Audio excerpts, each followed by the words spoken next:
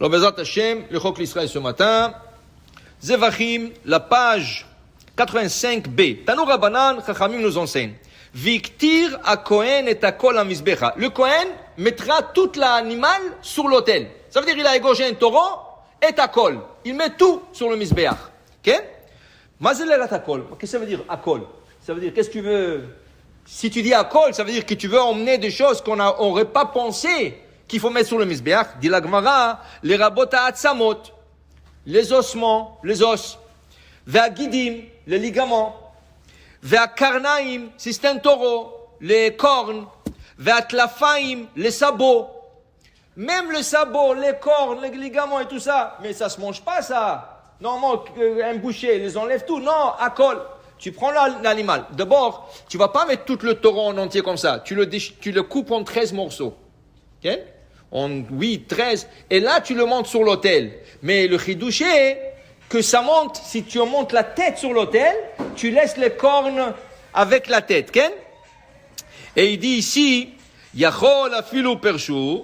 Est-ce que ça veut dire aussi, si les cornes ont été coupées, ou les sabots ont été coupés, est-ce que ça, je le remets sur le feu? Talmud lomar, va'asita olotecha, abassar ve'adam. Ok? C'est bassar ve'adam, qui veut dire quoi? Tant que c'est connecté à la viande, tu le montes sur l'autel. Une fois que tu les as coupés, c'est fini. Ils sont plus connectés à la viande. Alors ils font plus partie du sacrifice. Okay? Et là, la Gemara nous enseigne, ça voulait dire et akol. Okay? Maintenant, qu'est-ce qu'on apprend de là? C'est quoi la leçon qu'on doit apprendre de là? La leçon qu'on doit apprendre de là, que en eux-mêmes, les cornes, le sabot, le ligament, okay? le guidim, le ligament, c'est ça, et les cornes, tout ça, en eux-mêmes, ils ne valent rien. Ils ne montent pas sur l'autel. Mais le fait qu'ils sont connectés à la viande qui va à l'autel, ça leur permet de joindre la mitzvah. C'est la même chose. Quand tu as un tzaddik et tu te connectes au tzaddik, tu fais partie. Mais quand tu te détaches, tu te désassocies, c'est fini, tu es à l'écart. Okay? Alors, je vais raconter une très belle histoire. Baba Saleh, quand il est arrivé en Israël, il voulait aller pèleriner Rabbi Shimon Bar Yochai. C'est un des premiers voyages qu'il a fait en Israël. Rabbi Shimon Bar Yochai, à Méron. Après Rabbi Shimon Bar Yochai, il a demandé d'aller à Tzfat, visiter le cimetière. Il y a là-bas le Beth Yosef, Rabbi Shlomo El-Kabbat, tout ça. Et il voulait visiter la synagogue du Harizal, à Tzfat. Quand il est arrivé, on lui a dit non, on s'excuse, la synagogue est fermée déjà quelques années. Pourquoi? Tout celui qui rentre à la synagogue mourrait. Tout celui qui rentre à la synagogue mourrait. Alors il a enfermé à clé, personne ne rentre à la synagogue. Baba Saleh dit non, moi je vais rentrer. Il dit non, mais c'est fermé.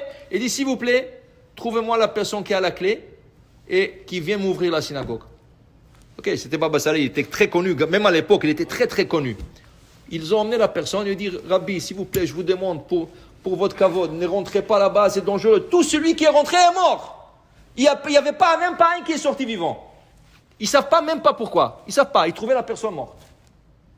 Baba Saleh dit ouvrez. Ils ont ouvert, ils lui ont donné la clé, il a ouvert, il a pris son chamash, il a dit suis-moi, attrape-moi sur la tunique et suis-moi. L'autre dit Rabbi, s'il vous plaît, non, l'autre il tremblait, il dit suis-moi, rien qu'attrape-moi, tu m'attrapes et tu me suis.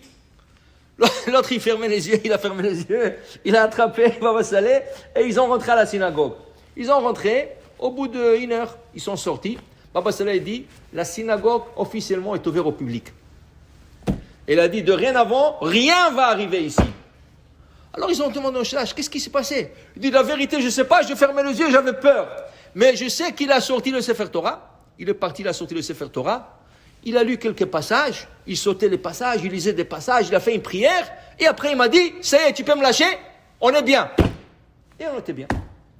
Tu vois la force d'un tzaddik. Quand tu t'accroches sur un tzaddik, tu t'attrapes sur un tzaddik. Tu es avec lui, tu n'as rien à craindre. Quand le corne, les ligaments et tout ça, ils s'accrochent sur la mitzvah qui est le sacrifice, ils n'ont rien à craindre. Ils vont monter sur l'autel, ils vont faire partie de la mitzvah. Mais une fois qu'ils ont été coupés et séparés, c'est fini. Alors pour dire toujours, il faut s'accrocher et s'attraper au tzadikim. Baruch Adonai le'olam.